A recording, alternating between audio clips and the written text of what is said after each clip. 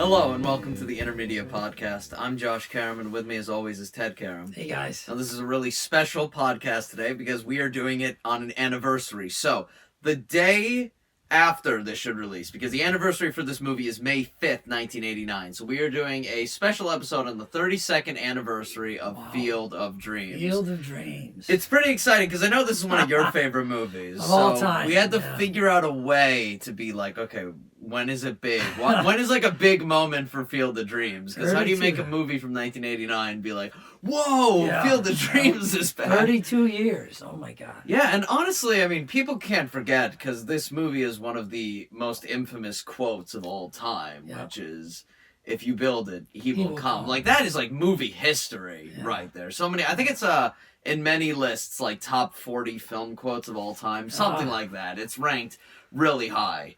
But we're excited, so we're just going to get right into it. If you haven't seen the movie, go check it out. Spoiler alert right here. You're going to want to watch this one. It's pretty good. It's a really good feel-good movie. And that's what we like to do on this podcast, is feel-good movies. Yeah, this is great.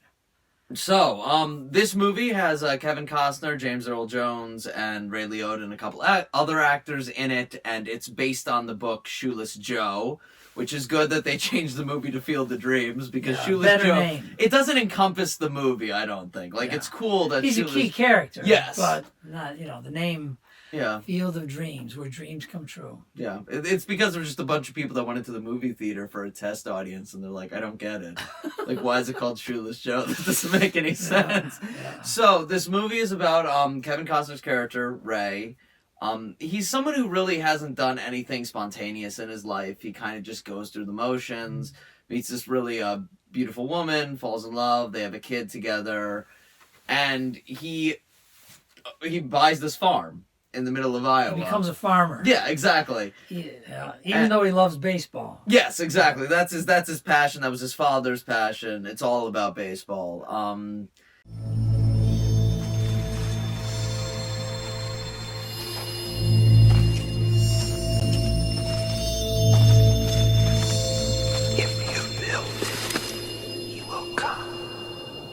And, like, he's talking to his wife, and he's like, you guys heard that, right? And the voice keeps on happening. He keeps hearing it. And then he sees in the middle of his cornfield, really perfectly lit, this baseball field. And a little person on the field as well. Player. So there's so much to dive into here, right? Because it's a mystical element is what it seems like, right? Because inevitably this movie is about, like, a bunch of baseball players who died many years ago come back and play on this baseball field. Right. So if you build it, he will come. This line really transcends throughout the entire film. But let's start from the beginning, right? If you build it, he will come. Yeah, no, break this. Yeah. Let's look at this, because this wisdom is really. It may not be so obvious. In some ways, it is, right? Yeah. Ray's acting upon this inner inspiration. Yeah. Okay. He's not content with his life. He doesn't seem to be happy. He's not doing anything that's really meaningful for him. He loves the sport of baseball, and he's a farmer. And so he starts getting this inspiration. Yeah. He starts hearing voices. Remember, he goes into everyone thinks he's crazy. He's crazy, right? Yeah. He's Ray's hearing voices in the field, He starts hearing voices. He starts getting these visions of this baseball diamond, this baseball park to build. And he thinks he's going nuts at first, right? So it's like, what's going on here? And that's what happens a lot of times with inspiration from the universe. We're getting signals sent to us all the time. We're receiving inspiration all the time. Signals, signs are coming to you all the time. But we may not always catch them. We may not always recognize them. We may not be conscious of them. It may not become crystal clear that that's what's happening, even though they're there all the time. So, a lot of times they come to us so that we can make different choices. They're guidance coming for us to choose a different path, make a different decision. And a lot of times it seems illogical. Yes. based on the path that we're on, based on, well, this is my past and there's my predictable future, and I should just be moving along this line. Well, he goes this way, right? Yeah. He starts plowing into the cornfield. He starts to build this baseball diamond. Yeah. And, you know, he thinks he needs to do it, so he does. And, you know, his wife Annie supports him, and so he's literally plowing down the crop, he needs to sell, that right? makes his livelihood, right? Yeah. So that seems very counterintuitive. So again, a lot of times the inspiration isn't along the normal lines of where we're going, but it's actually in contradiction to it. And when we feel in our gut that it's the right thing to do, when we feel in our being it's the right thing to do, when we act upon it, it leads us down a different path. Definitely. And because of that, Shoeless Joe Jackson comes back because he never got the chance to play ball again. Right. So that's like the thing is like Ray's mind, he is giving Shoeless Joe Jackson and the rest of the Chicago White Sox of the 1920s a chance to play ball again. Right. They were all suspended. Yes. Way back when. And so they never really had that fulfilling career of playing baseball. And so that's what the if you build it, he will come realization is all about initially for Ray. Yes. If I build this baseball field, Shoeless Joe Jackson will be able to come back my and play father's ball. hero too, right? Like this is a big guy in baseball for the family that he had. Now I think you brought up Annie being supportive, and I think it's really cool that Annie's brother. So there's these character arcs, right? There's Annie's brother, who is the logic character, who is like, this makes no sense. Rational, logical thinking mind. You're going to lose the farm. What I'm going to give you a way out, but this is dumb. You need to stop doing this. Right. And also, only Annie and Ray and their kid can see these baseball players playing on the field. Right. The family can't. But the fact that Annie is like such a supportive character that also like gets it. She understands that he needs to do this because deep inside she knows that this is the right thing to do, which I think is so interesting to have characters that it's not like fight, break up for a couple minutes, and then come together. They just know in the end. They know. And I think that's really powerful that they have that knowledge. Yeah, and what's so beautiful about her supporting him doing this, again, this is so counterintuitive. This is taking away their livelihood. They could lose their farm. They could lose everything that they've built up.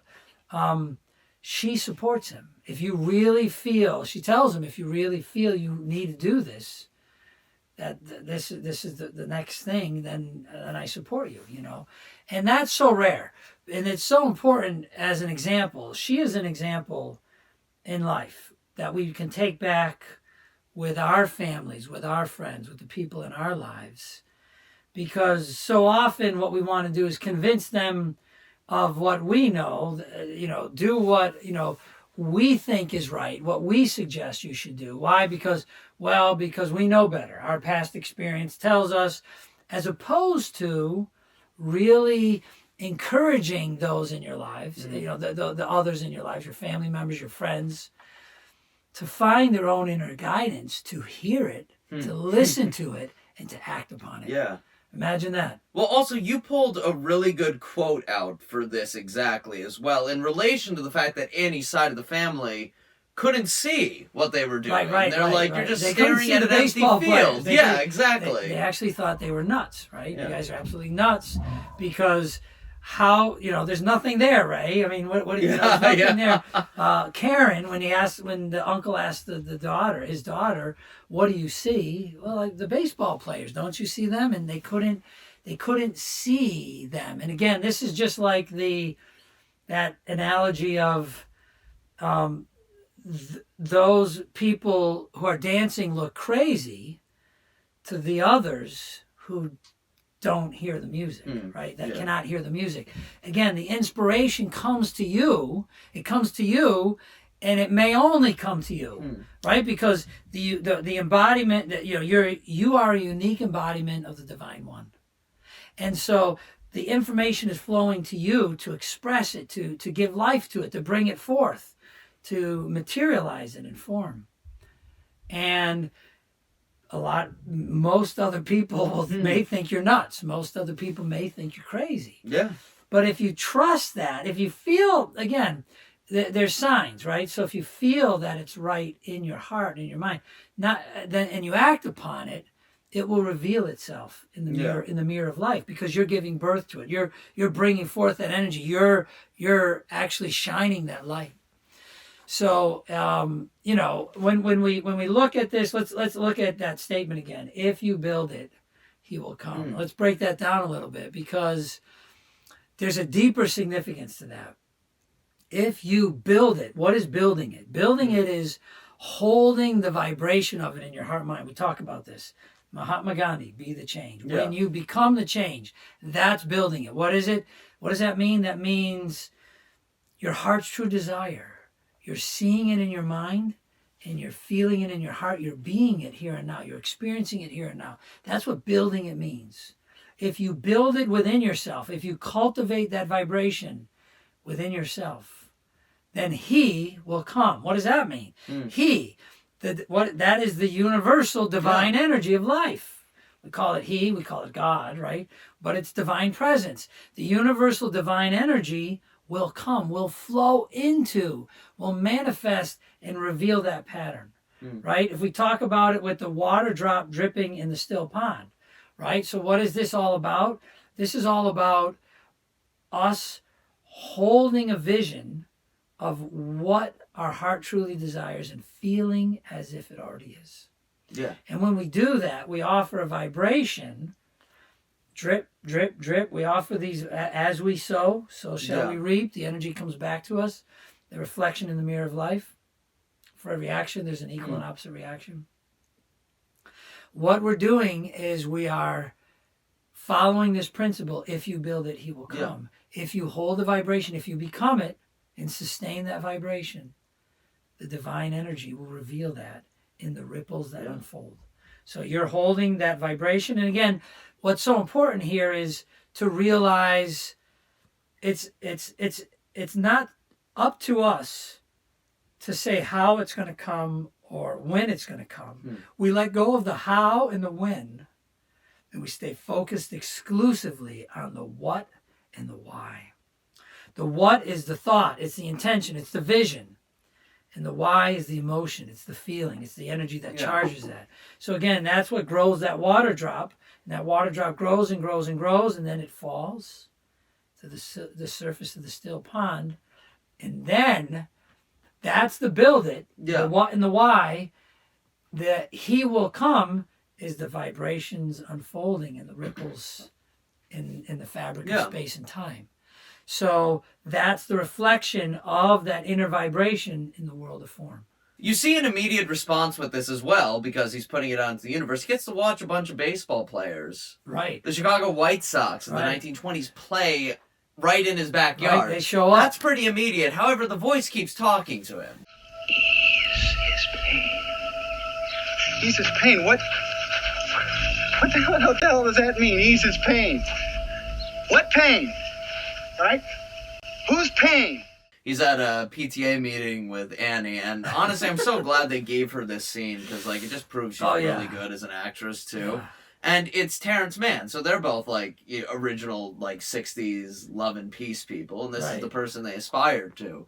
So if it wasn't crazy enough that he had to tear down a cornfield, he has to drive all the way to Massachusetts to Boston. Convince Terrence Mann to go to a baseball game with them, because Annie and him, Ray, shared the same dream that Terrence Mann and him were sitting in a field. So at Fenway Park. I always get amazed at the way, I know it's a film, so you can do whatever you want in a film, but still, they're on the same wavelength the entire time. Right. They know it has to be so. There's no doubt at that moment, because they just know. Right. Which, that's amazing, right? The same dream. Right, the same dream. That's very rare, right? To have the same dream as someone else at the same time.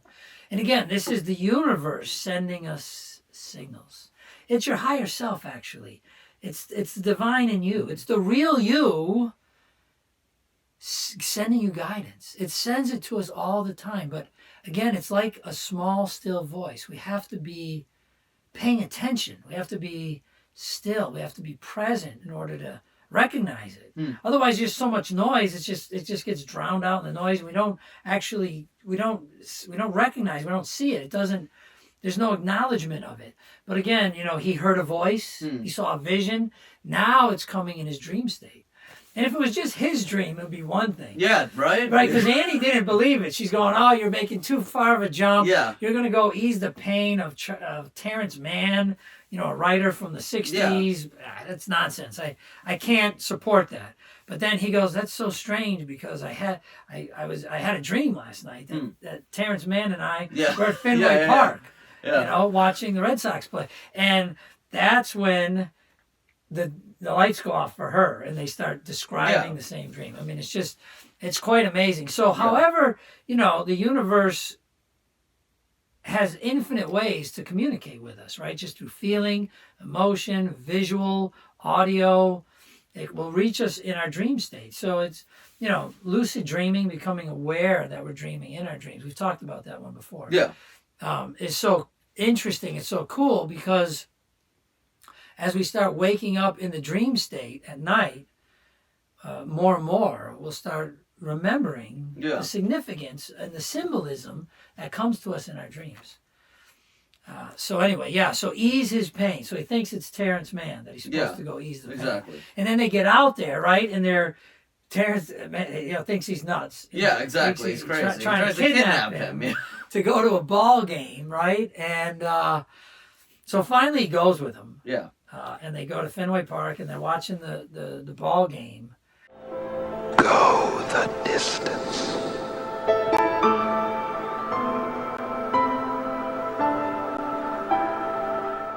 Played one game, right, and that was it. He was done with the major leagues after that. And Terrence Mann is finding himself, James Earl Jones, like amazed that he's like, I'm actually going with this guy to. It's Minnesota or Minneapolis, right? I forget. It's one of the two, but like driving now a complete other way, through the country. So again, this is all about taking action and following inspiration. We rarely do that. Yeah, we usually stay the course. I mean, if we go back to the Pocahontas, right? We did the Disney movies just recently, in Disney Wisdom. Should I take the steady course, steady as a beating drum, right? Yeah. Should I follow that course? Yeah. Or should I take a chance? Should I try something different? And that's what, it's just so spontaneous. Ray was saying he never really did a spontaneous thing in his whole life until he started listening to the voice. And that's where the magic happens. That's where our life really changes. Stepping into that unknown. If we just keep doing the same kinds of things we've always been doing, we just keep getting the same kind of results. We keep living the same life. It takes that decision in you to trust in that inspiration. When you just feel it in your bones, you have that gut feeling, and you just know something's right. You don't know. There's no reason why you should know. There's no logical reason why, but there's no logical, you didn't learn it, you didn't read it, but you just know. Yeah. And when you trust on that knowing and you act on that knowing, that's when magic happens. So he jumps in the van with this, complete stranger, took him a ball game, and they're driving halfway across the country to go find this guy. Yeah. Just because this guy, his voice too. told him to, right? So that, go the distance. Then that's what it was. Go the distance, right? Showed up, and the voice says, go the distance. And they interpret that to mean they're supposed to go all this way to find Archie Graham. Yeah, Moonlight Graham, who turns out played one game because he was in the outfield for one moment, but he didn't get his big break, so he was going to go back to the minor leagues. He never got to bat, right? So he basically became a doctor, and when they get there, it turns out he died, whatever it was, like 10 or something years prior to that. So they're like, well, this was just a waste of time. And in the entire time as well, it's important to remember that Annie is dealing with her brother, who's like, we're foreclosing with the bankers are losing the farm. Yeah, we're going to take it from you guys. We're offering you deals, but they don't want to give it up. There's something magical, clearly, about what's happening in that field. So through the magic of this film, Kevin Costner's character gets transported back to 1972 to get a chance to talk to Doc Graham. And Doc Graham is saying, or Kevin Costner's like, if I could give you like one wish, what would it be? And Doc Graham was like, I would love to bat against a pitcher and give him a wink, which I love that. But the thing is, like, stare him down and wink at him. Yeah, exactly. There's this magical moment, but Doc Graham's not going to go with him. He's just like... He says, I can't. This Yeah. is where my home is. Yeah, exactly. And he's happy being a doctor, too. Right. You know what I mean? This Right. in the end was what he wanted. That was his destiny. And like Kamikaze was like, that's impossible. I'm in this moment where I just went back in time. Like, you have to come with me. There's no other option. Which I think is interesting because that's a scenario where it seems like the universe has given me this to do this, but that's not even how it happens. Right. Takes another path. Yeah. Takes another path. And this is great because, again, go the distance. That's what the voice is saying to them. 50 years ago, for 5 minutes, you came this close. I mean, it would kill some men to get that close to their dream and not touch it. God, they'd consider it a tragedy. Son, if I'd only gotten to be a doctor for 5 minutes, now that would have been a tragedy. So he realized his true destiny, but nevertheless, they keep going, right? They keep going out. They don't give up. See, it's so important. This is another message, another piece of wisdom in this film, and that is, a lot of times we bump up against our own resistance, our own disbelief, our own, discordant energies projected outside, and it looks like doors closing or rejection happening or things just not going the way we hoped or wanted them to go. And it's in those times, those are the most important steps to take. It's so often the most important steps that we're taking are the ones that we make after we think we can't go anymore. We can't go any further. Why? Why? Because when we keep on keeping on, that's when providence steps in often. That's when a higher power comes in. Why? Because we're so committed, we're so aligned, heart and mind with this, that we allow that energy to flow. Yeah. And it's kind of like providence steps in. And if we keep the faith, right? If we keep moving forward in alignment with our heart's true desire, even when all else seems to fail, it's kind of like that story of, God or Jesus, the footsteps in the sand, walking along the beach, right? So the story kind of goes, when I was walking along life, my path in life, I noticed there were 2 sets of footprints on the shore. And God was walking with me, helping me. But then the divine, the question comes when trouble really happened, when things fell apart, I noticed there's only 1 set of footprints. And the question is, why did you abandon me, God? Why did the divine leave me? But then the answer comes, well, that's when I was carrying you. That's when providence comes. We don't realize it, but when we stay true to our heart, when we stay true to love, when we stay true to the joy, when we stay true to compassion and kindness and understanding, when we keep the faith, something moves through us and it inspires us. And it brings us into the zone. It connects us with all of life. All of a sudden, we're lit up, and magic happens. Yeah. And that's what happened with Archie Graham. They just stayed with it, and he showed up as a kid. Exactly. Yeah, they're driving back to Iowa, which is cool. That Terrence Mann also says, "I'm going to come with you." Yeah. And they meet a younger version of Archibald Graham who is going to play on the New York Giants. Right. So they're driving him back. And it's important to note that while they're driving back, Kevin Costner opens up about his father, saying he really never got the chance to get closure with him. Right. He left when he was like 17 and called his hero a criminal. Right. So just a lot of, he really wants to make amends with his father, and he never got the chance to do that. So they're back on the field. Archibald Graham gets his chance. He gets to bat against a pitcher, wink him down, and was great. The pitcher throws it at his head. Yeah, exactly. He gets to play his game finally. So they're watching the games happen, and of course the logic character has to show back up again, Mark, and he's like, "This is your final chance." This is the logical, rational thinking mind. Exactly. Yes. Yeah. And the cool thing that happens is that Terrence Mann and his daughter start saying, Ray, people will come, Ray. They'll come to Iowa for reasons they can't even fathom. They'll turn up your driveway, not knowing for sure why they're doing it. They'll arrive at your door as innocent as children, longing for the past. Of course, we won't mind if you look around, you'll say. It's only $20 per person. They'll pass over the money without even thinking about it. For it is money they have and peace they like. Yeah, so Kevin Costner knows that is going to happen. And he rips it up with confidence. Just to get a little bit more of the story out there, right? Or we could break down People Will Come first before we get to the very end here, because this is the climax of the film. Maybe we should take it in chunks. Yeah. And again, the inspiration, if you look at Kevin Costner through the whole film, he's not doing any of this really for himself. No, he's not. He's saying, he's got this inspiration. He has he's compelled. Something's calling to him from within to build this baseball diamond. Really, even at the sacrifice of his own crops, his own livelihood. Exactly. And he didn't do it necessarily for himself. He did it so that Shoeless Joe Jackson could play ball again. Yeah.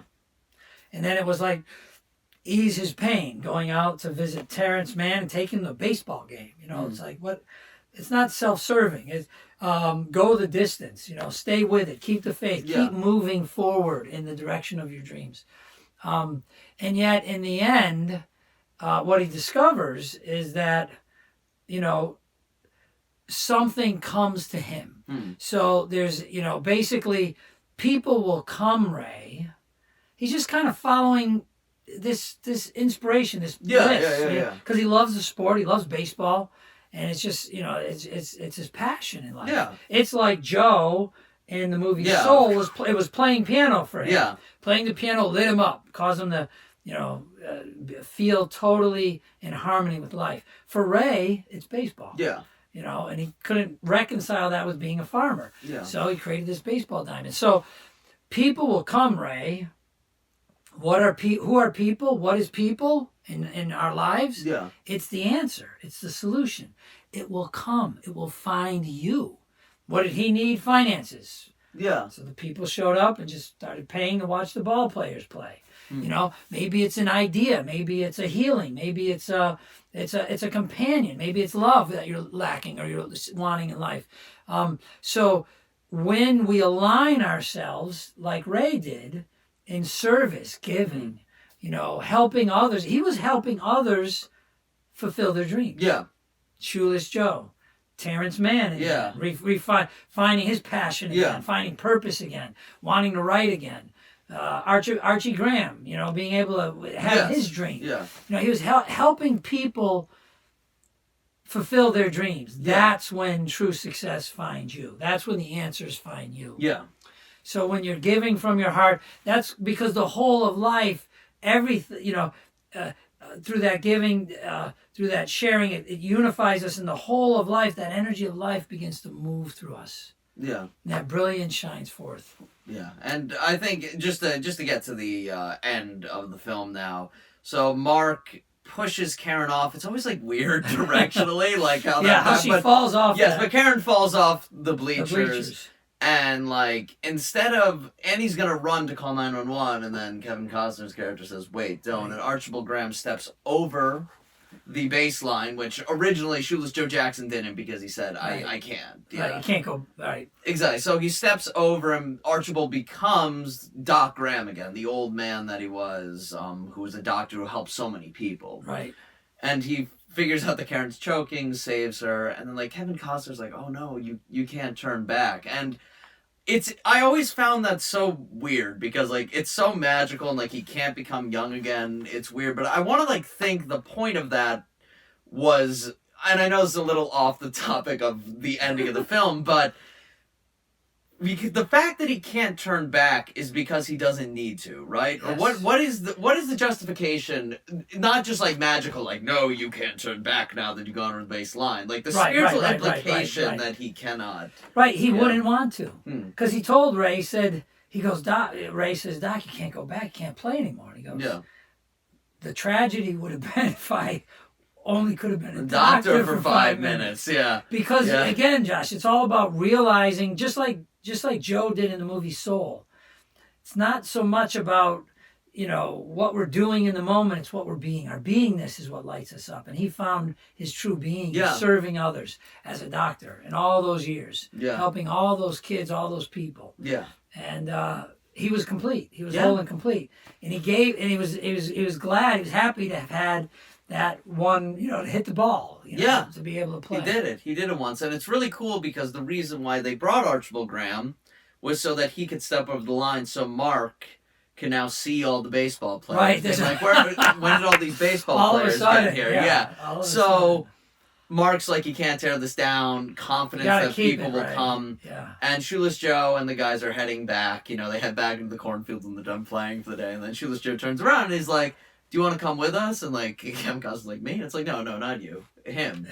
Terrence Mann. Terrence Mann starts going back and Kevin Costner, Ray, is like, what do you mean? Why can't I? I built this field for you. And I think it's interesting because Shoeless Joe says you're not invited, which is such an interesting line. So Terrence Mann is there. We all have our destiny. We all have our path. Yeah, exactly. So Terrence Mann is there because he's going to write about the whole thing. He's going to go back there and he's going to write whatever's beyond the cornfield. Right. And the beyond the beyond. Because Ray gets what he truly wants is that the catcher on the baseball field is his father. And he didn't even know. He had no idea. He didn't even know what he truly wanted. Yeah. We think we know what we want. You think you know what you want. But the gift is so much bigger. The gift is so much bigger. It can't even be held in form. Yeah. And that's the magic. Yeah. When he realizes it was his dad who was there. That's so cool. You need to stay here, Ray. And then Ray says to Shoeless Joe, it was you. Yeah. And Shoeless Joe says, no, Ray, it was you. So that's the interesting thing, right? What was the voice saying the whole time, and who was the voice is the question. Right. And he realized it was Ray's own voice, his own inner voice talking to him. He thought it was some voice in the field, in the crops, talking to him. But it was his higher self. Yeah. It was his own true being.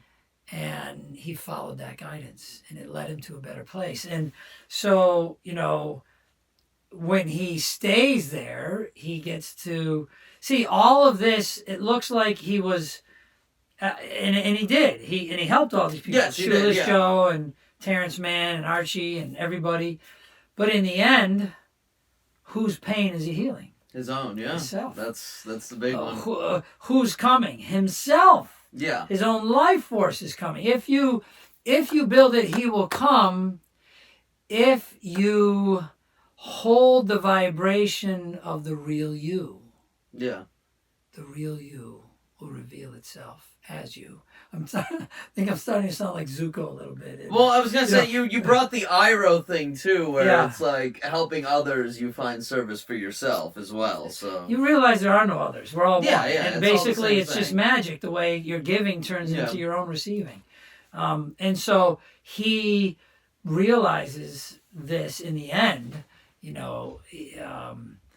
Everything has been for him, even though he was giving to others, because it all comes back. Exactly. In the mirror of life. Yeah, and we found this very cool because, hey, keep watching movies because you learn something new every time.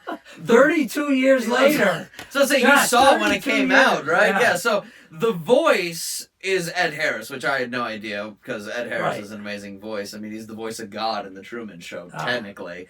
So, but the voice credit in the film, after the film is done, is himself. So the voice as himself, which is amazing. That whoever was a director, writer, producer, whoever made this decision to be like, we want this to be impactful even after the movie is over. Right. That the voice was just himself the whole time. In the credits. Yes. The voice is and I think himself. that's amazing. And we didn't even see that till this watching of this, this watching of the film. It's pretty crazy. So the voice is Ray himself talking to himself. And just what's so beautiful in the end is he gets to play catch with his dad. He gets to have that healing with his father, healing his past, healing himself. He finds purpose and meaning in his life, helping to fulfill the dreams of everyone else. Yeah. Being able to have this baseball field with this miraculous team from the past playing. I mean, his passion. He's living, just like Joe, he's living his passion. Yeah. And as they're playing catch, a bunch of cars start driving in at night. But I think the most important thing is to hit the final interaction that happens. Oh, I think it's dad. before the. I think Yeah. it's before they say Yeah. you want to play catch, Dad, because that's all he wanted them Right, to do. He right, just wanted in to the play end. catch with his dad. Is this heaven? It's Iowa. Iowa?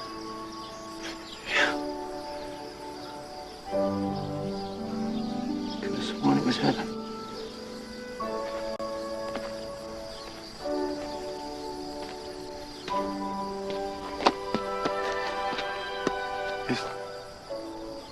Is there a heaven? Oh, yeah. It's the place dreams come true.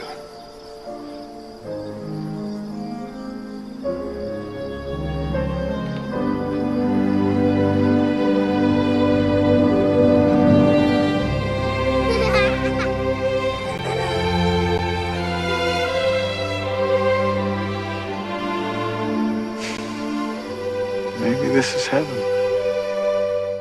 The final question is Iowa heaven? Is the baseball diamond heaven? What is heaven? Heaven then, right? is heaven is where here and now, and you know, when Ray asks his dad, "Is there a heaven?" and he says, "Yeah, Yeah. of course there is. Oh yeah, it's the place where dreams come true." It's I mean, great, think yeah, about that. right? And then Yeah. Ray looks over at his family, Yeah. you know, in his house, and he realizes maybe this is heaven. Yeah, you just have to build a baseball Yeah. field to find it. Just had to do all this outer stuff Yeah. to realize I was already there. Exactly. You know, I traveled the whole world to come back home to know myself, to know thyself, to realize the truth. So it's so important to realize, and that's a big takeaway from the movie. Yeah. You know, and wherever you are, whatever's happening in your life, the opportunity to realize peace and love and joy beyond your imagination is here now, without anything changing. No reflection in the mirror of life needs to change. Remember, what's that out there? A mirror. You don't need any of that to change. Circumstances, conditions, situations.